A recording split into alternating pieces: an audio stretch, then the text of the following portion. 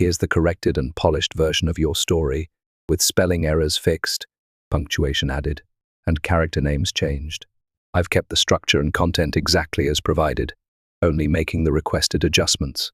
The main character is now Sophie, her sister is Clara, and other names have been updated accordingly. My parents forced me to give up my career to help my sister, who is in postpartum depression. I helped her for a whole year, until I found out her dirty secret, and now I've decided to teach her a lesson she won't forget. My name is Sophie, and I've always believed family comes first. I grew up in a modest home in Springfield, with my parents and my older sister, Clara. Clara was always the star of the family, prettier, more popular, and somehow always getting what she wanted. Don't get me wrong, I love my sister, but sometimes living in her shadow was hard. I work for Market Tech Solutions as a marketing analyst. I've been there for 5 years, grinding away, staying late, and taking on extra projects. Last Tuesday, my boss called me into his office, and I was sure I was in trouble for something. "Sophie, take a seat, Mr. Thompson said, gesturing to the chair across from his desk. "I've been watching your performance over the past year, and I'm impressed."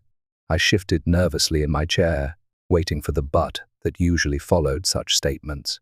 "We're opening a new branch in Colorado, and I'd like you to head up the marketing department there. It comes with a substantial raise and, of course, relocation expenses covered. Think about it, and let me know by the end of the week." I floated through the rest of the day. This was it, the break I'd been waiting for. A chance to prove myself, to step out of Clara's shadow, to make my own path. I couldn't wait to tell my family. That evening, I practically skipped into my parents' house for our weekly family dinner. Clara wasn't there yet. She was now married to Mark, a successful accountant, and they lived across town. "You look happy," Mum said as she stirred the spaghetti sauce. "I am. I got some amazing news today. Wait till everyone's here." When Clara and Mark arrived, we all sat down to eat. Dad poured the wine, and I couldn't hold it in anymore. "I got promoted," I blurted out. "They want me to head up marketing at the new Colorado branch." "Colorado?" Mum's face fell. "But that's so far away." "I know, but it's such an amazing opportunity. The salary is almost double what I'm making now." Mum put down her fork. "Sophie, this isn't a good time for you to leave." "What do you mean?" Mum glanced at Clara, who suddenly looked down at her plate. "Clara has been struggling since the baby was born. The doctor diagnosed her with postpartum depression." I looked at my sister in shock. Clara had given birth to my nephew, Liam, just 2 months ago. She seemed tired, sure, but I hadn't realized things were that serious. "I'm sorry, Clara. I had no idea," I said. Clara dabbed at her eyes with a napkin. "I didn't want to worry anyone, but it's been really hard." Mom reached over and squeezed Clara's hand. "She needs family support right now. Mark works such long hours, and they can't afford a full-time nanny." "We were actually thinking," Dad added, "that it might be best if Clara and Mark moved in here for a while, just until she gets better." I felt my dreams slipping away. "But the promotion, there will be other promotions," Mom said firmly. "Family comes first, Sophie. Clara needs you right now." I looked around the table at my mother's determined face, my father's apologetic one, and Clara's downcast eyes. I thought about the opportunity slipping through my fingers, but also about my tiny nephew who needed his family. "You're right," I said finally. "Family comes first. I'll tell Mr. Thompson I can't take the position." The relief on my mother's face was immediate. "You're doing the right thing, Sophie." Clara reached across the table and squeezed my hand. "Thank you," she whispered. "I don't know what I'd do without you." A week later, Clara, Mark, and baby Liam moved into our parents' house. I stayed at my current position, but negotiated a small raise. It wasn't Colorado, but it was something. I started giving $2,000 off my monthly salary to help with Clara's medical bills and baby expenses. My routine quickly changed. I'd work all day, come home for a quick dinner, then take over baby duty while my parents cooked and Clara rested. I'd rock Liam, change diapers, give him baths, and put him to bed. By the time I crawled into my own bed, I was exhausted. But this was temporary, I told myself. Clara would get better, and then life would return to normal. I'd get another chance at advancement. For now, family came first. We Wilsons stuck together through thick and thin. The weeks turned into months, and before I knew it, an entire year had passed. My life had fallen into a predictable routine: work, home, babysit, sleep, repeat. I was exhausted all the time, but I kept telling myself it was worth it for my family. Every morning, I'd rush out of the house while Clara was still too tired to get up with Liam. Every evening, I'd return to find her lying on the couch, claiming she'd had a terrible day. My parents hovered around her like she might break at any moment. "How are you feeling today, sweetie?" Mom would ask Clara while I warmed up Liam's bottle. "Still so foggy," Clara would sigh dramatically. "The medication just makes me feel like a zombie." I'd take Liam from Mom's arms. "I've got him. You two should eat dinner before it gets cold." Liam was a year old now, and becoming more of a handful every day. I'd grown to love my little nephew fiercely, even as I resented how I'd become his primary caregiver while his mother recovered. To be honest, I started noticing things that didn't quite add up, like the time I came home early from work to find Clara's purse full of shopping bags from the mall, or how she always seemed to have new clothes and perfect hair and nails, despite claiming she couldn't manage to shower some days. "Didn't you say Clara couldn't leave the house yesterday because of her anxiety?" I asked Mom one evening, after finding a receipt for lunch at an expensive restaurant in the kitchen trash. Mom waved her hand dismissively. "The doctor says getting out occasionally is good for her. It's all part of the treatment plan." I nodded, but something didn't feel right. I'd seen Clara with her friends through the coffee shop window near my office once. She'd been laughing, animated, nothing like the dejected woman who could barely make it off the couch when I was around. Then there was the day everything changed. I woke up with a splitting headache that even extra strength pain relievers couldn't touch. By noon, I could barely see straight, so my boss told me to go home and rest. I hadn't called ahead to tell anyone I was coming home early. When I pulled into the driveway, I noticed Clara's favorite shoes weren't by the door where she always kicked them off, odd, since she'd told me she hadn't felt well enough to get dressed in days. I quietly let myself in, planning to go straight to my room and lie down. That's when I heard it, Clara's unmistakable laugh ringing out from the kitchen. Not a polite chuckle or a weak smile, but her full-bodied, head-thrown-back laugh that I hadn't heard in months. And then I heard her say between laughs, "Rachel ordered another round of mimosas, and we completely lost track of time. The waiter had to remind us they were closing for the afternoon." I stood frozen in the hallway, my headache momentarily forgotten. This didn't sound like someone suffering from debilitating depression. I pushed open the kitchen door. Clara was sitting at the table with Mom, both of them smiling over coffee and the leftover cake from Dad's birthday. The moment Clara saw me, her face transformed. The smile vanished, her shoulders slumped, and she reached for a tissue. "Sophie," she said in that fragile voice I'd grown used to, "I didn't expect you home so early." "I have a migraine," I said, watching her closely. I couldn't concentrate at work. Mom immediately jumped up. "Oh, you poor thing. Let me get you some tea and an ice pack." "No need," I said, still looking at Clara. "What were you two laughing about?" It sounded funny. Clara and Mom exchanged a quick glance. "Oh, just a silly commercial on TV," Mum said. "I thought I heard you talking about mimosas and a waiter." Clara dabbed at her eyes with the tissue. "Just a story from before, before Liam. Sometimes Mom makes me talk about happier times." "Doctor Harrison says it helps." That night, after putting Liam to bed, I confronted Mom in the kitchen while Dad watched TV and Clara took one of her long, therapeutic baths. "Mom, is Clara really still suffering from postpartum depression?" "It's been a year, and sometimes she seems fine." Mom tensed as she dried a plate. "Of course she is. Why would you ask that?" "I heard her laughing today, talking about going out with friends. That doesn't sound like someone with severe depression." "Sophie," Mom said firmly, "mood swings are part of her condition. Some days are better than others. Don't make judgments about things you don't understand." "I'm not judging. I just want to make sure we're actually helping her, not enabling." "Enabling?" Mum's voice rose. "Your sister is sick.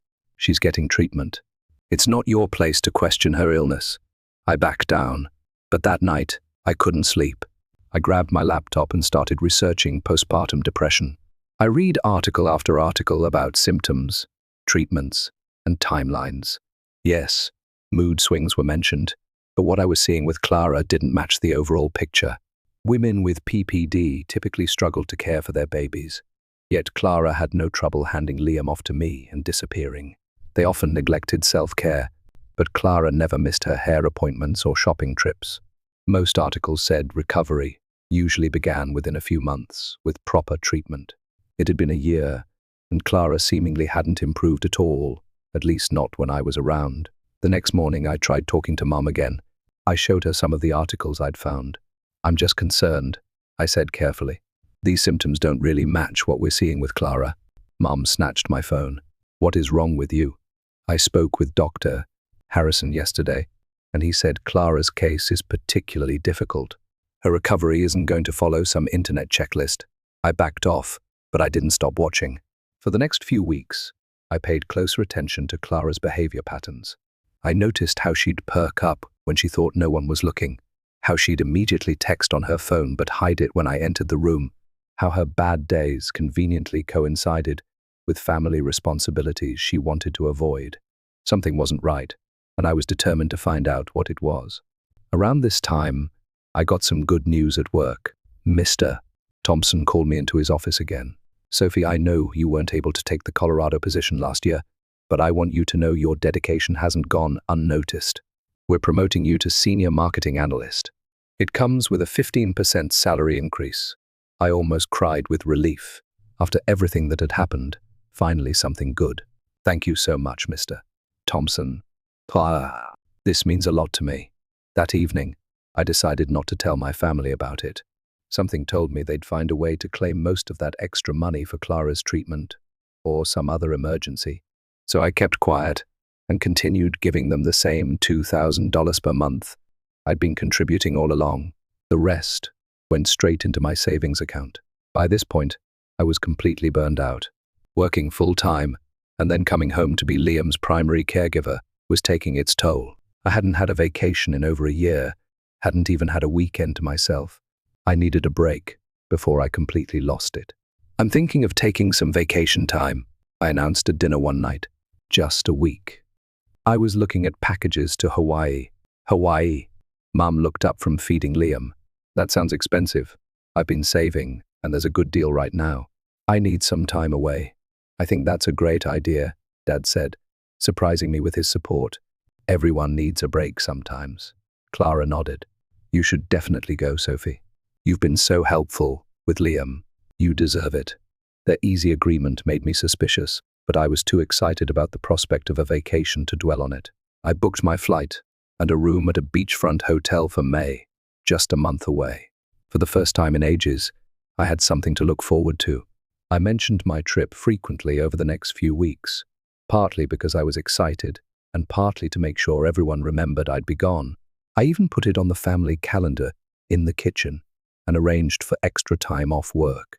The day before my departure, I came home from work to find Clara and Mark in the living room, surrounded by suitcases. "What's going on?" I asked, a sinking feeling in my stomach. Mark looked apologetic. "Clara's doctor thinks she needs specialized treatment. There's a facility in Malibu that offers an intensive program for treatment-resistant postpartum depression." "Malibu?" I repeated. "When are you going?" "Tomorrow morning," Clara said, "for a week." "A week? But that's—" "We know it overlaps with your vacation," Mom interrupted, coming in from the kitchen. "It's unfortunate timing, but Dr. Harrison says Clara can't wait any longer for this treatment. So who's going to watch Liam?" I asked, already knowing the answer. "We were hoping you could postpone your trip," Dad said, "just for a few weeks." I stood there, stunned by their audacity. "My flight is tomorrow. I'll lose the deposit on the hotel and the money for the plane ticket." Clara's eyes welled up with tears. "I'm so sorry, Sophie. I didn't plan for this to happen, but Dr. Harrison says this program could be what finally helps me get better." I looked at their faces, Clara's calculated tears, Mum's stern expression, Dad's guilty avoidance, and Mark's obvious discomfort. Something inside me snapped. "Fine," I said tightly. "I'll cancel my trip." Later that night, after making the calls to cancel everything and losing nearly $800 in non-refundable deposits, I sat on my bed and felt something I hadn't allowed myself to feel in a long time. Pure, unadulterated anger. This was too convenient, too perfectly timed to ruin my plans. The next morning, Clara and Mark left for their treatment program in Malibu. Mum and Dad went out too, Dad to golf, and Mum to her book club. I was alone with Liam, as usual. After putting him down for his nap, I stood in the hallway, staring at Clara and Mark's bedroom door. I'd never snooped before, but now I needed to know the truth. I pushed open the door and began searching. The dresser drawers contained nothing unusual. The closet was full of new clothes with tags still on them. I checked the bedside tables. Nothing. No prescription bottles. No doctor's notes. No therapy worksheets. Nothing to indicate Clara was in treatment for anything. Then I spotted her laptop on the desk, still open and unlocked. I hesitated only a moment before sitting down to look. Her email and social media were open in various tabs. I clicked on her Facebook messages and found a long thread with her friend Rachel, the same Rachel from the mimosa story I'd overheard. My hands shook as I scrolled through weeks of messages, Clara complaining about having to act depressed when I was around. And then I saw my name. Rachel, does Sophie suspect anything? Clara, no way. She's such a naive fool. Doesn't notice a thing. Just hands over the cash and babysits for free. It's almost too easy. I felt sick as I kept reading. Clara, I'm thinking we can stretch this out for at least another year.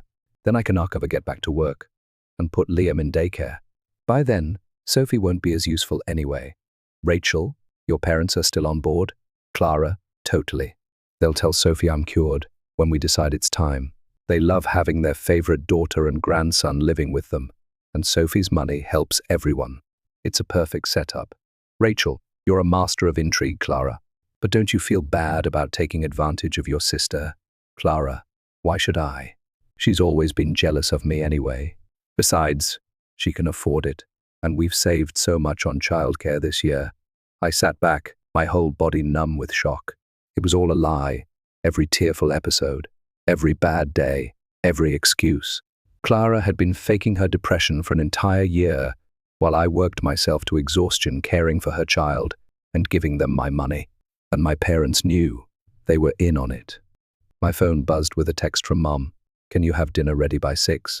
We're bringing home Chinese for ourselves, but forgot to ask what you want. They weren't even bringing food for me. It was such a small thing, but somehow it crystallized everything. I snapped photos of Clara's conversations as evidence, then closed the laptop exactly as I'd found it. I spent the next few days pretending everything was normal, while secretly making arrangements. I called my friend Lily, who'd been urging me to get away from my family for months. I need a place to stay while I look for an apartment. Just for a few weeks. Stay as long as you need, Lily said without hesitation. I've got your back. I waited until the day before Clara and Mark were due to return from their treatment program in Malibu, which was probably just a luxury vacation. I'd seen their social media posts that they thought were hidden from me. Poolside drinks, spa treatments, beach walks. That evening, I started packing my bags while my parents were downstairs watching TV with Liam. When I came down with my suitcases, the look on their faces was priceless. Sophie, Mom stood up. What's going on? I'm leaving, I said simply. Dad frowned. What do you mean you're leaving? You can't leave now. Clara's not even home. Exactly. Clara's not home because she's on vacation in Malibu, not getting treatment for an illness she doesn't have.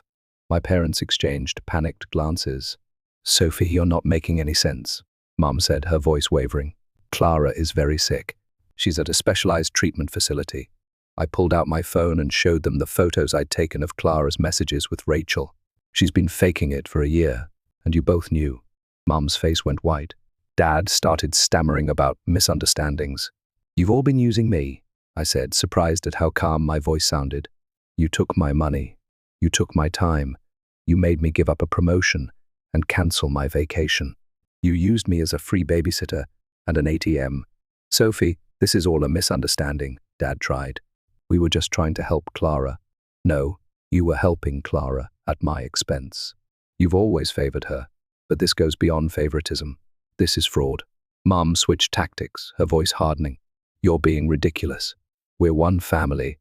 We help each other. Help each other? I laughed bitterly. When have any of you helped me? I've calculated exactly how much you've taken from me. $24,000 from my salary over the past year, plus approximately $12,000 in childcare services. If I'd been paid as a babysitter, you owe me $36,000. Dad stood up, his face reddening. Now you're being absurd. We don't owe you anything. That's what family does. No, Dad. Family doesn't lie and manipulate each other. family doesn't fake mental illness to avoid responsibility. If you don't pay me back, I'll take you to court. You wouldn't dare, Mom hissed. I have Clara's messages admitting the fraud. I have bank statements showing all my transfers. I even have the receipt from the treatment center in Malibu, which is actually a luxury resort and spa. I'm sure Mark's employer would be very interested to know he participated in this scheme. Dad's face paled. You'd destroy your sister's marriage? Break up this family? You already broke this family when you decided to exploit me, I replied. I'm giving you 1 week to transfer the money to my account. If you don't, I'll file charges and make sure everyone knows what you did, relatives, friends, your church congregation, everyone. This is outrageous, Mom sputtered. After everything we've done for you, what exactly have you done for me lately, Mom, besides take my money and time? I've been working full-time and coming home to be a parent to a child that isn't even mine, while his actual mother goes shopping and meets friends for drinks. I picked up my bags and headed for the door. You can't just leave, Mom called after me. What about Liam? I turned back, my hand on the doorknob. Liam has 2 parents and 2 grandparents. Maybe it's time they started acting like it. I walked out and didn't look back, even as I heard my mother calling my name. Lily was waiting in her car at the curb. When I got in, she squeezed my hand. You okay? No, I said honestly, but I will be. 3 days later, I signed a lease on a 1-bedroom apartment near my office. It was small, but perfect mine. No one to take advantage of me. No one to make me feel guilty for putting myself first. When Clara and Mark returned from Malibu, they blew up my phone with calls and texts. At first they were angry, then apologetic, then pleading.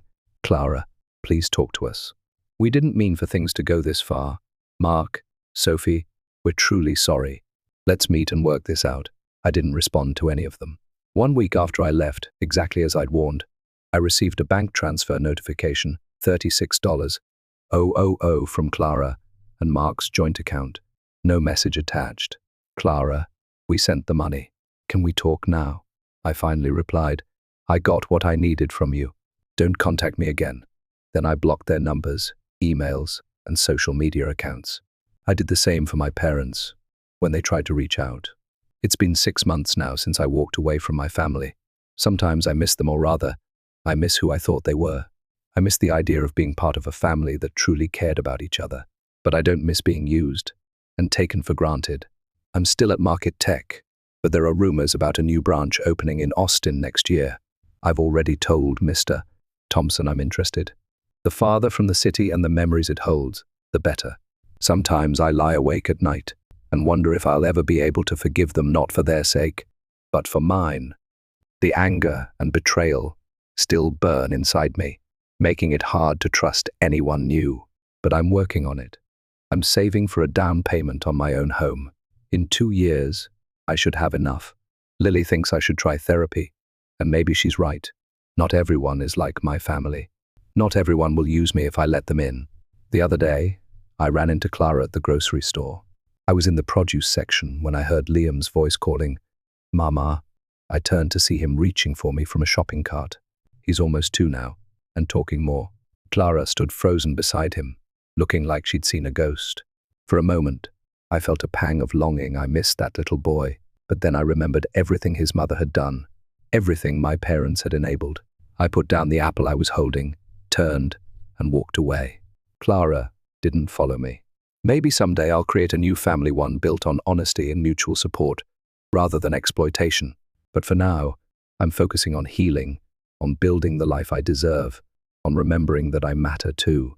And when that transfer to Austin comes through, I'll be ready for a fresh start, a new city, new people, new possibilities, a chance to define myself, not as Clara's sister, or Liam's aunt, or the family doormat, but simply as Sophie, a woman who finally learned to put herself first.